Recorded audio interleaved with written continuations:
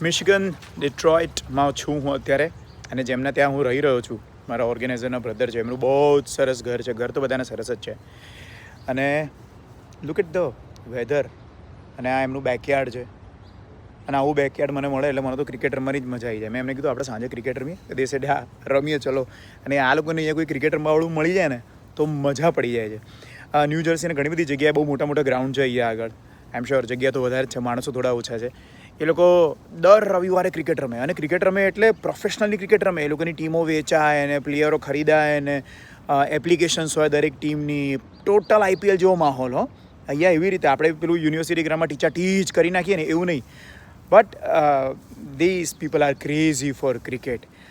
અને આમ જીટીના તો એટલા બધા ફેન મને મળી ગયા છે, જેટલા પણ ગુજરાતીઓ છે.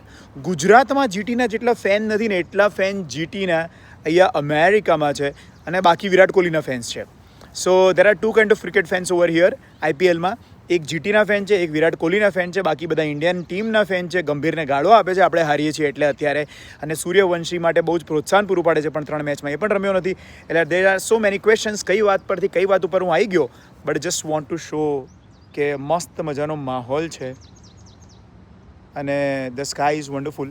ખાલી આ વાદળો ખસે ને એટલે જે ગરમી લાગે છે ને, સીધી 40-42 આપણી અમદાવાદની યાદ અપાઈ દે છે મને. But yeah it is fun to be in Detroit. Auto capital છે અહીંયા આગળ, GM હાઉસ છે, એની સામે તમને કેનેડા દેખાય, ડિટ્રોઇટ રિવરની પેલી બાજુ. અને ફોર્ડનું મ્યુઝિયમ છે, જ્યાં ફોર્ડની ગાડી લાઈવ બનતી તમે જોઈ શકો છો. And I am not going to visit that, કારણ કે મારી પાસે અડધો જ દિવસ છે અહીંયા આગળ. C you guys.